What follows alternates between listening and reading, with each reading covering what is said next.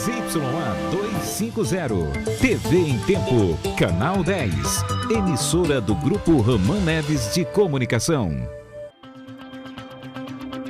Avião de pilotos amazonenses carregado de cocaína é derrubado pela Força Aérea Venezuelana. Em Manaus, familiares lamentam a morte e tio de piloto diz que esse seria o último voo do sobrinho. Quando voltar, não quero mais saber de aviação. Eu vou destrancar a faculdade, né? Conselho Regional flagra vereador em exercício ilegal da profissão de dentista no interior do estado. Na colônia Antônio Aleixo, área particular é invadida. Na Câmara de Manaus, vereadores planejam para depois do recesso votações de projetos importantes. E ainda tumulto em sala de aula, alunos passam mal, polícia e SAMU são chamados depois de suposta brincadeira que ganhou repercussão na internet. A brincadeira demoníaca iniciou às 9 da manhã, horário de intervalo dos alunos. O Jornal em Tempo desta quarta-feira já está no ar.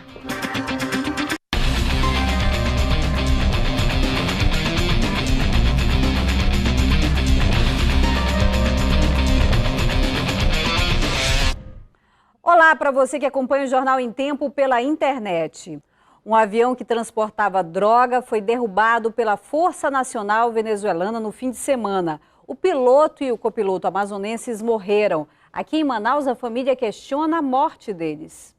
O avião foi derrubado no estado de Puerto Ayacucho, na Venezuela, região que faz fronteira com a Colômbia e próxima a São Gabriel da Cachoeira, no Amazonas. Os amazonenses Clender e Gil de Paula e Fernando da Graça estavam no monomotor. Eles teriam adulterado o prefixo da aeronave para tentar despistar as autoridades venezuelanas. A Força Aérea Venezuelana pediu que os amazonenses iniciassem o procedimento de pouso e desistissem do voo ilegal. Mas ainda assim eles tentaram fugir. O Departamento Antidrogas da Venezuela divulgou fotos dos mais de 600 pacotes de cocaína e do dinheiro que estavam na aeronave. 2 celulares via satélite também foram apreendidos. A família foi informada na noite desta terça-feira. O piloto chegou a dizer que esse seria o último voo dele. Eu vou fazer essa viagem, quando voltar, não quero mais saber de aviação.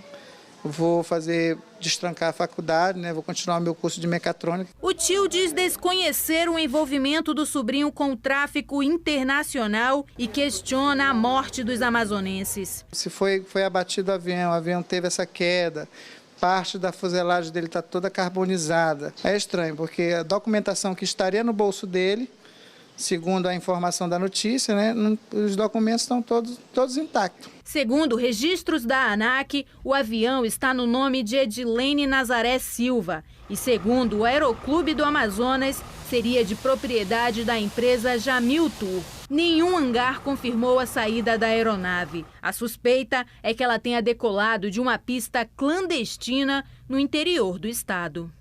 Em nota, o Ministério das Relações Exteriores informou que o avião não tinha autorização para sobrevoar o território do país vizinho. O Itamaraty explicou que realiza o apoio consular, mas que o translado dos corpos é de responsabilidade das famílias.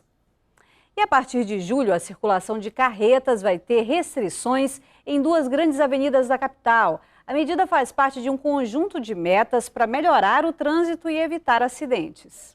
Conduzir ao lado de veículos de carga nem sempre é fácil e um trânsito caótico não é bom para ninguém. Tem muito cuidado, que hoje em dia o trânsito está muito caótico, né? Além das ruas não serem seguras e esburacadas, o trânsito é realmente complicado com esses caminhões aí. Deveria ter horários, alguma coisa assim, bem administrada, né? O medo de quem dirige veículos menores faz sentido. Nos últimos 2 anos, acidentes graves envolvendo caminhões e carretas têm sido frequentes. O último foi na Avenida Humberto Calderaro Filho. Uma carreta tombou depois de uma manobra sobre a passagem de nível no cruzamento da Avenida Efigênio Salles.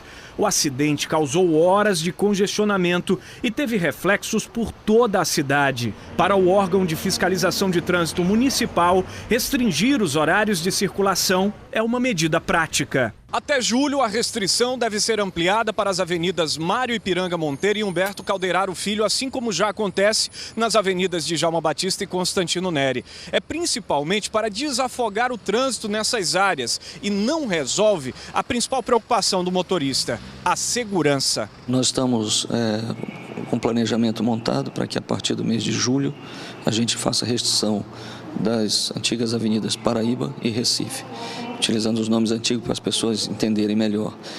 A nossa sinalização deverá começar a partir do dia 10 de julho, com aquele prazo que a gente sempre estabelece de adaptação e a partir daí com a fiscalização. Mas as restrições não resolvem outro problema, a falta de corredores alternativos. Sem eles, veículos grandes e pequenos se misturam pelas ruas de Manaus. De acordo com o Sindicato das Empresas de Transporte Aéreo e Rodoviário de Cargas do Amazonas, são mais de 5.000 carretas ativas no trabalho de logística. E cada hora a mais no trânsito representa prejuízo de até 6%, que a longo prazo pode inviabilizar o setor. Vai chegar um momento que a tarifa que você cobra para um serviço, ou ela vai ser majorada e não dá para majorar, porque o consumidor não aceita, o nosso usuário não aceita isso, ou então você vai ter que parar a sua atividade. Ainda segundo o sindicato, uma solução seria concentrar o trabalho logístico durante a noite. Mas aí tem outro problema, a segurança. A noite é uma alternativa? É uma alternativa, mas aí envolve também o governo do estado, não só a prefeitura, porque nós precisamos de segurança para isso, e não há segurança em Manaus. Hoje, você se parar um carro em determinado local, você está correndo o risco brutal de ser assaltado. E ainda tem a fiscalização. O combate a irregularidades no transporte de carga é deficiente. Enquanto isso, toneladas de ferro circulam pela capital. Elas trazem medo e algumas, por onde passam, deixam um rastro de destruição. E é sobre esse assunto que a gente conversa agora ao vivo. O diretor do Detran está com a repórter Priscila Gama, que traz outras informações sobre como vai funcionar essa fiscalização. Não é isso, Priscila? Boa noite.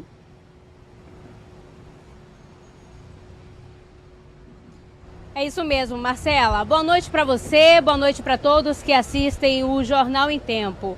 Boa noite, Leonel Feitosa. Explica pra gente como é que vai funcionar as medidas nas avenidas Mário Ipiranga e Humberto Calderaro, as medidas de restrição e sinalização desses veículos pesados. A medida irá funcionar que esses veículos pesados terão um horário para trafegar nessas vias. Principalmente nos horários de grande fluxo, elas estarão proibidas de trafegar. Agora, amanhã às 10 horas da manhã, nós teremos uma audiência pública na Câmara Municipal, na Comissão de Transporte, onde nós iremos debater essa questão da circulação dessas carretas pesadas na cidade. Eu continuo com o pensamento que essas carretas elas devem transitar num horário diferenciado. Eu advogo que a partir das 20 horas até as 5 horas da manhã, onde o trânsito já está mais tranquilo, porque hoje elas são uma grande ameaça às pessoas. Há uma semana atrás, graças a Deus, escapamos de uma grande tragédia na cidade. E nós, que estamos no trânsito todos os dias, temos que tomar providências para que outras tragédias ou outros acidentes não aconteçam. Então eu vou amanhã advogar junto à Câmara Municipal que seja um horário diferenciado, preferencialmente à noite, porque hoje já é um pavor. As pessoas têm pavor de parar ou circular ao lado de uma grande carreta que pode ameaçar de cair, tombar e causar vítimas. Então temos que tomar atitudes para que não tenhamos aí dissabores. Agora, Leonel, é comum a gente encontrar um número grande de carretas e veículos pesados, né, circulando pela cidade. Vocês têm um controle dessa quantidade e o que deve ser feito ainda de urgência para coibir esses tipos de crimes, que tem tipos de acidentes de trânsito, na verdade, que tem sido comum na capital? Somente nos 3 primeiros meses do ano, o Detran apreendeu mais de 80 carretas e notificou mais de 200 por irregularidades. Muitas por má condição de uso, carga mal acondicionada, como foi o caso que aconteceu semana passada, motoristas sem habilitação para dirigir aquela carreta. Então são muitas irregularidades. Nós temos que combater isso porque nós advogamos a vida e a vida não tem preço. Então eu sei que muitos empresários irão contestar o horário, mas nós temos que nos preocupar com a vida, as pessoas que estão no trânsito e têm que ser preservadas. Obrigada, Leonel. Nós conversamos agora com o diretor-presidente do Detran, Leonel Feitosa. Marcela, eu volto com você no estúdio. Obrigada, essa foi a Priscila Gama, ao vivo, lá do viaduto Miguel Arraes, que fica entre a Recife, a Efigênio Salles e também a Maceió. E daqui a pouco, famílias ocupam terreno particular na colônia Antônio Aleixo e ainda na Câmara, vereadores planejam votação de projetos atrasados para depois do recesso. Já, já.